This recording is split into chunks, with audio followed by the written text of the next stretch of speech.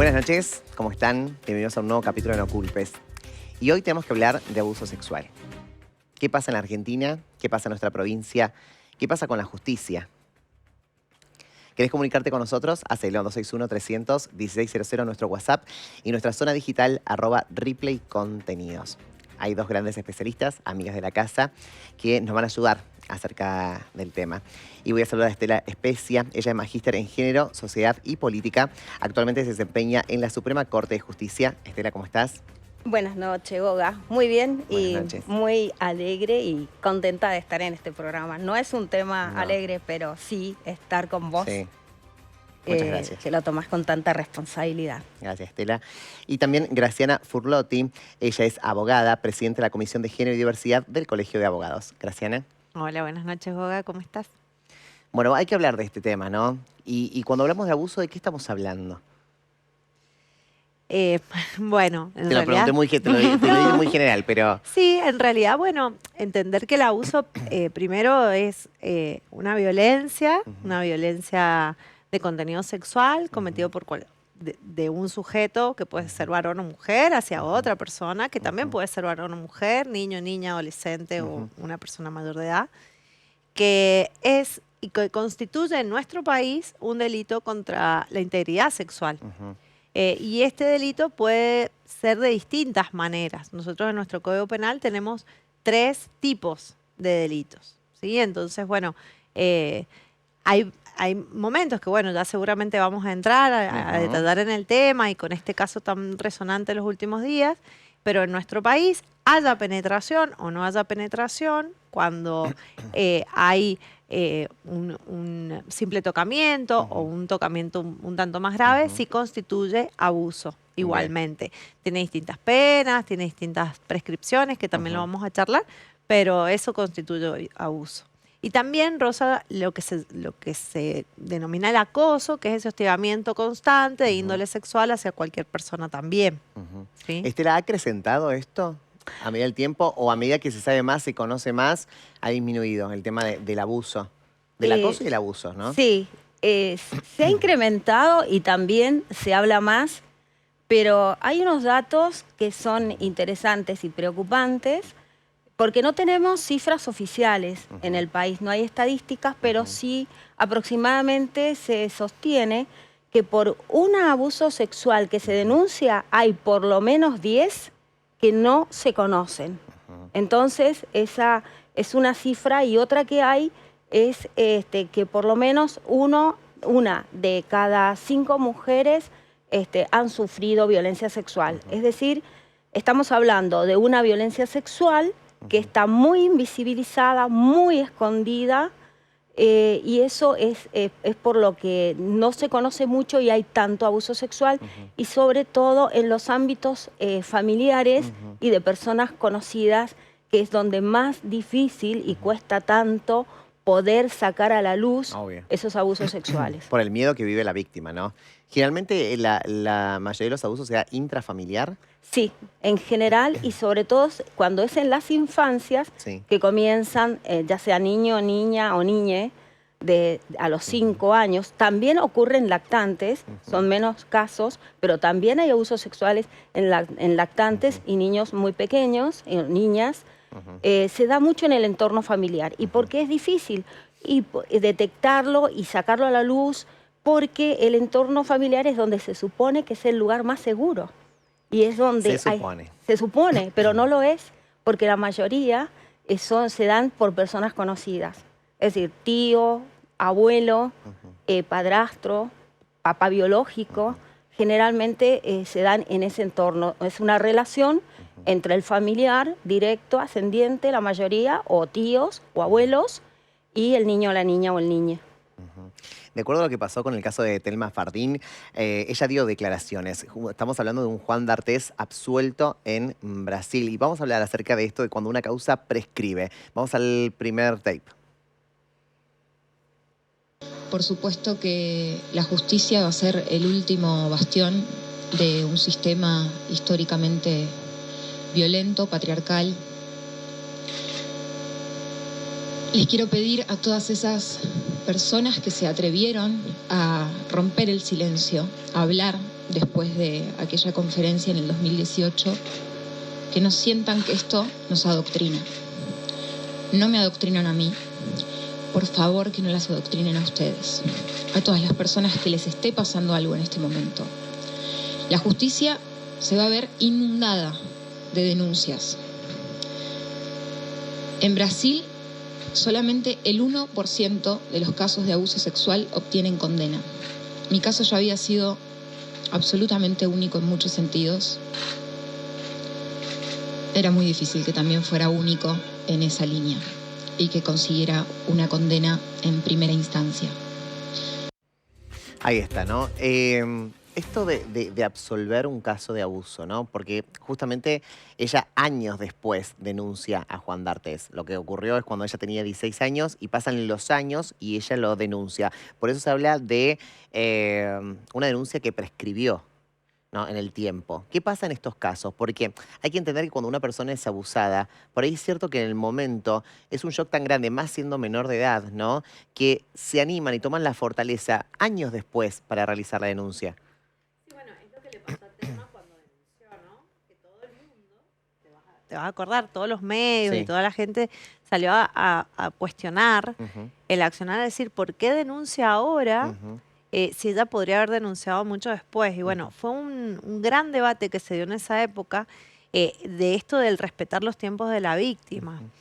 Porque bueno, más allá de todo el trauma, obviamente, que genera ser víctima de abuso sexual, es todo un proceso en donde hay situaciones incluso en que las mismas personas que sufren el abuso no dan cuenta de que lo que ha sucedido es un abuso. Por ejemplo, en abusos intramaritales. O sea, hay muchas mujeres casadas que sufren abuso sexual, que es posible sufrir abuso sexual por parte de sus maridos, y después con el tiempo de construyendo esas prácticas sexuales entienden que lo que ellas sufrían era abuso. Entonces, y aún dando cuenta de que lo que sufrieron fue abuso, tomar la decisión de poner el cuerpo nuevamente a la justicia, como le pasó a Telma, y entrar en ese sistema en donde me van a preguntar, me van a cuestionar, van a pasar. Telma, con toda la publicidad y todo lo mediático que es el tema, estuvo, ella misma recién lo dijo en la conferencia que vimos, 5 años para que tuviera sentencia.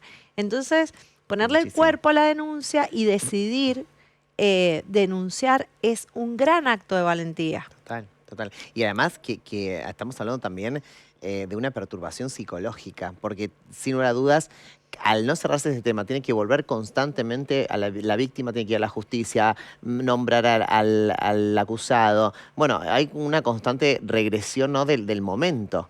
Ponerle el cuerpo a la familia, a la actual pareja o a las parejas que hubieron en el transcurso de ese tiempo en donde se guardó silencio.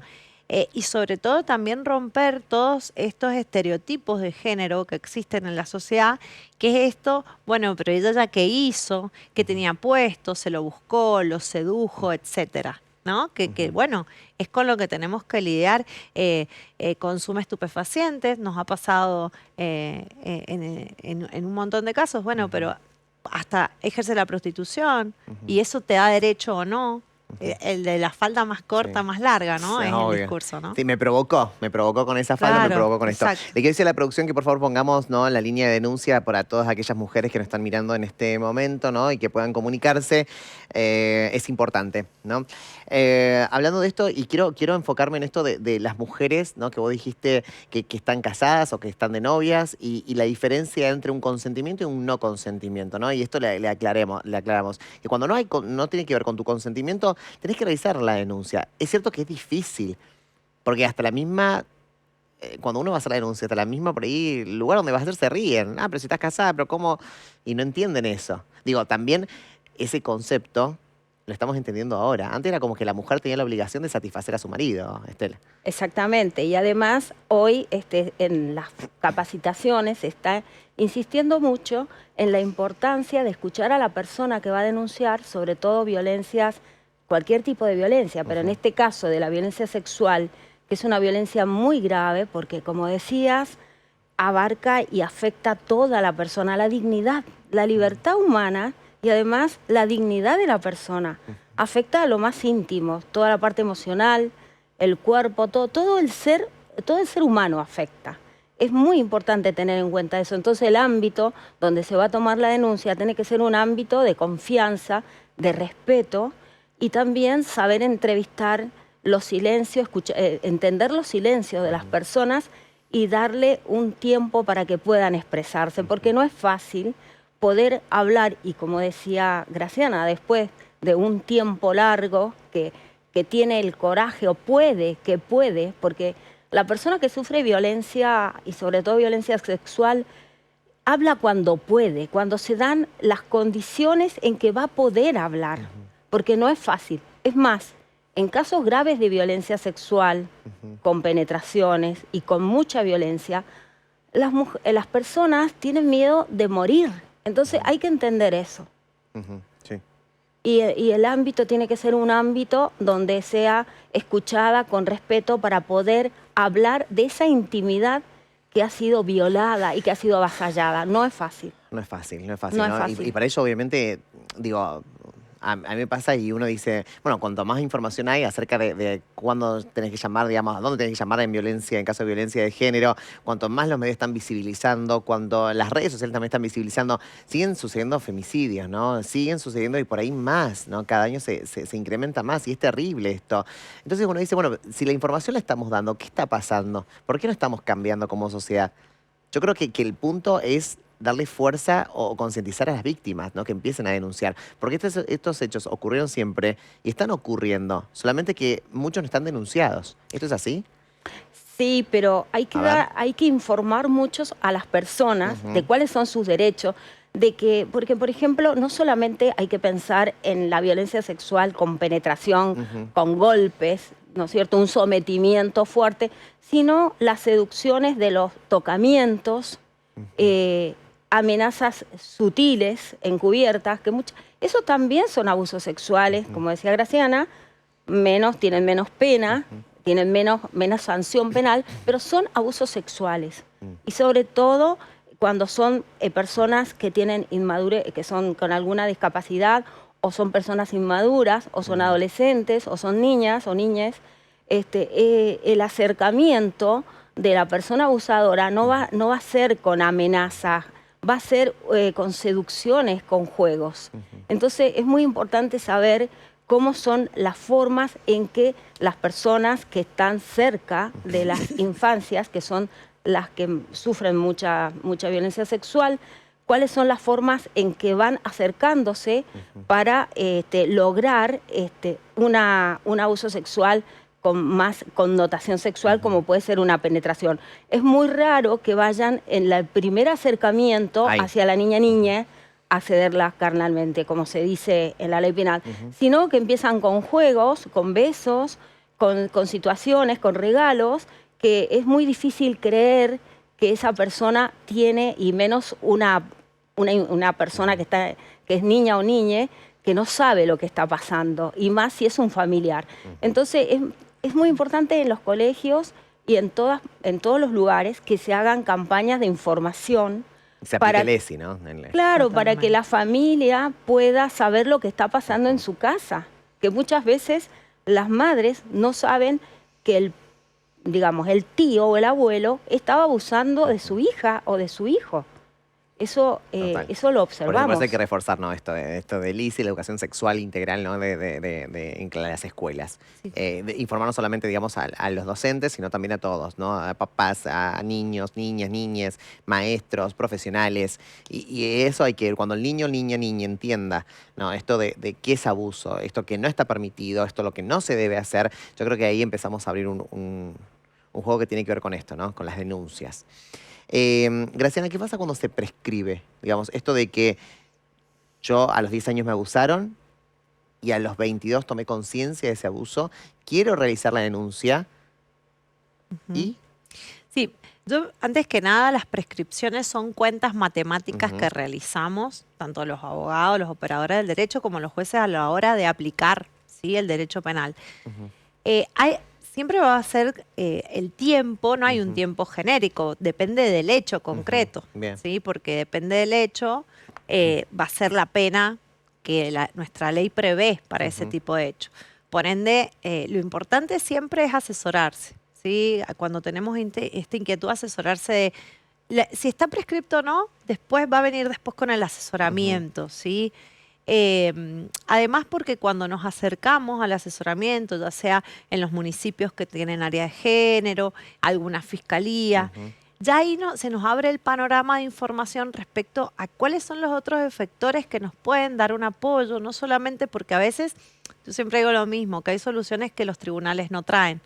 Y es un proceso de reparación en términos de dolor del hecho en sí, no lo vamos a resolver en tribunales o solo en tribunales, sino que además hay toda una cuestión con la salud mental, con cómo mella el acto en nuestro espíritu, ¿no? Entonces... Pero digo, por ejemplo, esto para hacer un paso a paso la gente nos está mirando, sí. ¿no? Esto es... mamá o papá, soy consciente que a los 10 años, a partir de ahora, se me vino a la cabeza, no sé por qué, que mi abuelo abusó de mí, tengo 23, se los cuento. ¿Dónde voy? ¿Voy a la comisaría a hacer la denuncia? ¿Cómo es el paso a paso digo, de las personas que... Es importante esto lo que estamos comunicando, el paso a paso, porque hay muchas personas por ahí que les sucedió esto. Si me permiten, hay una línea que es muy importante, que es el 102, Bien. 102. Bien. Que es un programa nacional que Mendoza lo tiene, que no es una línea de emergencia como es el 119, sino que es una línea de asesoramiento. Bien. Yo pienso que 102. a alguien, a una vecina, a un amigo o alguien de mi familia está sufriendo abuso, llamo al 102 y hago esta consulta. ¿Cuándo atienden? Y atienden todos los días, las 24 horas. 102. Bien, le pido al grafista que lo coloque, por favor, 102, ¿no? En el caso de si... de Abuso sexual. Lo remarcamos nuevamente esto. Y a partir de ahí... Y a partir de ahí, eso es un asesoramiento gratuito, directo, telefónico. Bien. ¿Funciona? Funciona. Por ejemplo, hay una estadística que tenemos del 2020 al 2021, que no es un dato menor, que Mendoza ha sido la provincia que más llamadas ha hecho. Ha hecho 8.101 llamadas al 102. Es la provincia de Argentina que más llamadas hizo por abuso sexual. Bien. Y eso es un dato importante a tener en cuenta. Sí. Tema Fardín habla, ¿no? De esto de la prescripción de la causa. A ver. El propio fallo dice que está probado gran parte del abuso sexual. Está probado que me practicó sexo oral, está probado que hubo penetración con sus dedos, pero como ocurrió en el 2009, está prescripto. Si hubiera ocurrido en el 2010, no estaría prescripto. Hay que elegir en qué momento a una la usan. Y pide y explica que no hay prueba suficiente respecto del abuso sexual con acceso carnal respecto de su pene. ¿Qué esperan? ¿Qué le están pidiendo a las infancias? Yo era una niña de 16 años. ¿Qué le están pidiendo a las infancias? ¿La justicia qué le pide a las infancias? ¿Que se filmen cuando son abusadas? ¿Cuál es la diferencia esto del 2009 y 2010? A la ley penal nuestra, para los delitos que tienen una pena que es temporal, como por ejemplo es el abuso sexual, que no tiene una pena de prisión perpetua, tiene como límites para la prescripción, es decir, que no se puede seguir en el avance de la investigación, no puede ser mayor de 12 años ni menor de 2 años. Por ejemplo, como explicaba Graciana, los delitos de abusos sexuales tienen distintas penalidades según la gravedad. Si son abusos sexuales con amenaza, pero no hay, o es una persona menor de 13 años, pero no ha habido no ha habido penetración, en eso hay una pena de 6 meses a 4 años, por ejemplo. La prescripción, hay en esto es una cuestión más técnica. Hay generalmente dos posturas. Si nosotros la vamos a aplicar, la ley, por ejemplo, que nos rige y que reformó la ley penal en Argentina, la última es del año 2015. Si el hecho se hubiera ocurrido mucho más atrás del 2015 Y entonces no se podría aplicar una ley que sea más perjudicial para la persona que se denuncia. Es decir, tenemos en cuenta también que la persona, los derechos de la persona que se va a denunciar, es decir, en este caso el que sería el denunciado. Entonces, en eso hay otros criterios que piensan que sí se puede ir más atrás porque están las convenciones internacionales, el interés superior de los niños y de las niñas y de los niñes, que están por encima de las leyes nacionales. Y incluso hay otra postura que es en Argentina, que está pendiente de que se resuelva en la Corte de la Nación, en que se piensa y se postula que estos delitos deberían ser imprescriptibles, es decir, que se asimilarían a los delitos de lesa humanidad. Esa postura es resistida, pero ¿qué pasa? Si nosotros tenemos en cuenta un caso que es muy grave y que lleva varios años de la Corte Interamericana, que es el caso de las jóvenes que fueron abusadas en México, que se llama el caso, se conoce como Campo Algodonero. Ahí la Corte Interamericana dijo que la violencia sexual se asimilaba a la tortura. Entonces, es un tema bastante debatido hoy. Sí. Es decir, debatido a nivel jurídico cuando llega el caso al Poder Judicial, pero que no está muy debatido a nivel general. Y me parece que es un tema que debería instalarse a raíz de empezar de qué es el abuso sexual, hasta dónde afecta a la persona y, como decía Telma, por un año demostrar, a pesar de que se demostró con pruebas, en el caso de ella, que hubo penetración con los dedos, que está también admitido en nuestra ley, y que hubo también sexo oral. A pesar de eso, fue la persona sobreseída, o sea, ha quedado en libertad. Entonces hay que evaluar todas esas situaciones y poner, digamos, en la balanza los derechos de las víctimas, de los grupos más vulnerables, que ¿cuáles son? Y son los niños, las niñas, las mujeres, las personas que sufren alguna discapacidad y las personas con las ancianidades. Todos esos grupos están protegidos por nuestra Constitución. Entonces, eso es lo que hay que reflexionar sobre muchos temas, pero es muy importante tratar de entrar a fondo y ver hasta dónde afecta el abuso sexual a la gente. No, y sobre todo siempre tener en cuenta que la justicia debe acompañar esto. Es decir, la justicia debe tener perspectiva de género. Si la justicia no tiene perspectiva de género, estamos en el horno. Digo, esto es así, porque tienen que empatizar de un u otro modo con la denunciante, en este caso. Me refiero a que es imposible, ¿no? Hasta una mujer hace una denuncia en un lugar donde se le caguen de risa. Digo, y sabemos qué pasa. Y sabemos qué pasa. Vamos al siguiente tape. A ver. Mi verdad es la verdad y eso no cambia por lo que diga este fallo. El juez no levantó el sigilo, cosa que también es violenta, porque a nosotras nos exigen todas las pruebas posibles, pero ellos no dan la cara respecto de cada una de las palabras que pronuncian en esos alegatos violentos por parte de la defensa. Esto que decía Martín, el juez que dicta sentencia no es el juez que me escuchó llorar 5 horas mientras declaraba, mientras la defensa de mi abusador me hacía preguntas absolutamente violentas. Eso es violento. Después, los tecnicismos, si esto puede ser, si no puede ser, pero no es el mismo juez. Ese juez que juzga hoy no me pudo hacer preguntas a mí. No estuvo mientras yo declaré durante esas 5 horas que fueron violentas y revictimizantes. Me estabas diciendo 5 horas. Es terrible, Es 5 terrible. horas. Eso es decir, nuestra ley también protege protege a las personas denunciantes de la revictimización.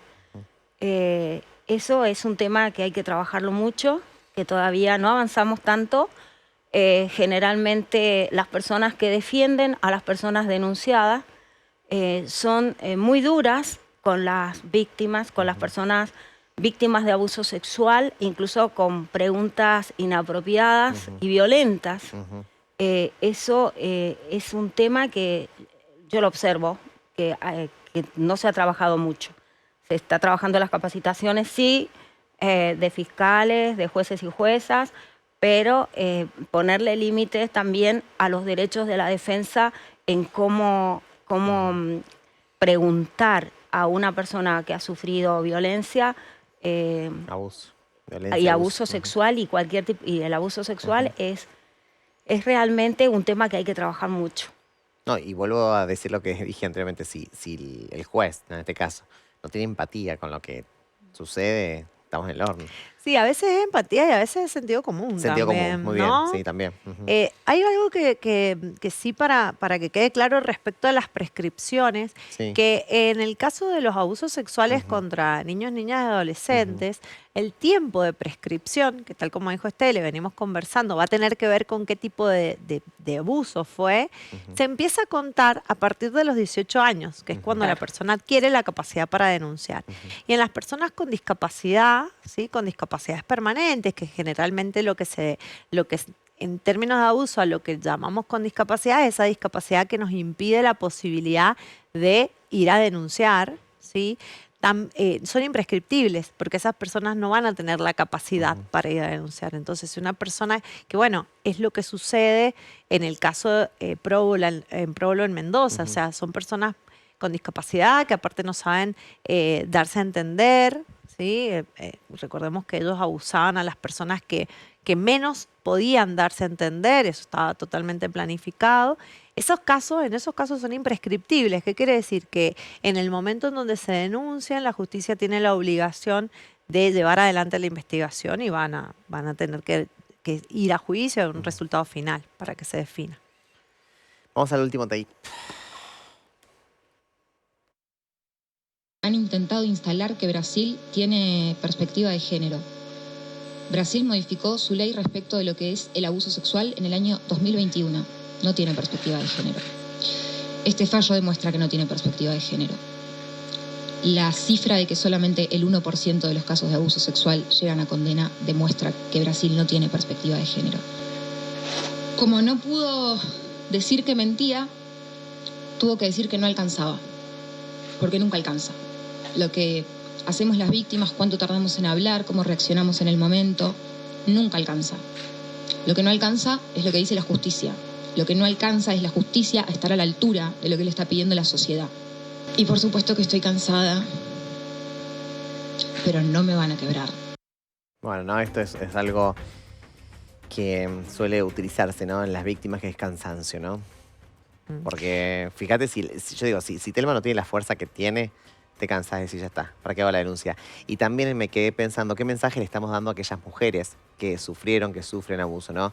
Que hay una justicia lenta, que mientras vos estás sufriendo con el dolor todo, la persona que abusó de vos o el acusado está libre, festejando, riendo, sonriendo. Y está especulando. Y está especulando. Está especulando que se venzan los plazos, está especulando que haya algún defecto de forma en el proceso por el cual no lo puedan acusar.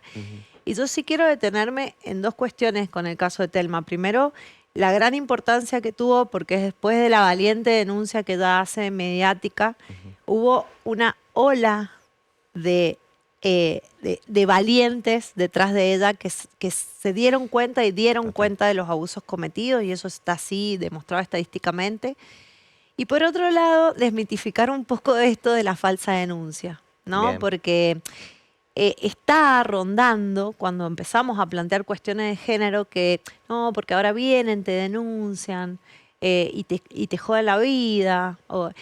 Ninguna mujer y ninguna persona quiere someterse gratis a esta justicia que pone en tela de juicio todo el tiempo a esta persona que denuncia. O sea, nadie va a ir a denunciar falsamente a alguien y se va a someter a una denuncia, a una cámara Gesell en el caso de niños, niñas y adolescentes, o a una pericia psicológica, que a veces no es una sola entrevista, son 2, 3, 4 entrevistas, a declarar. Hay veces que los mismos fiscales nos piden que las víctimas de abuso vayan y vuelvan a declarar como si fueran testigos y volviendo a revictimizar. Y en los debates, la mayoría de las veces vuelven a hacerlas declarar.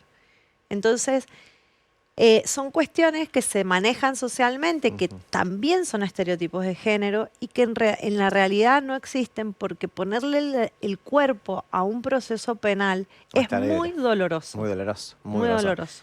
Graciana, muchísimas gracias. No, por estar gracias esta a noche vos acá. por invitarnos. Gracias, Tele. Gracias, Goga, y un placer como siempre. No, y lo que cuesta tener ellas dos juntas. Mira, es un privilegio. Felicitaciones a la producción porque hay que tenerlas las dos juntas. Excelente, Gracias. excelente. Profesionales que nos pueden dar un pantallazo acerca del tema. Y recordá en denunciar. Denuncia. Hasta mañana. Chao. Te metiste en mi razón, me hiciste creer que mi forma de vestir era una provocación.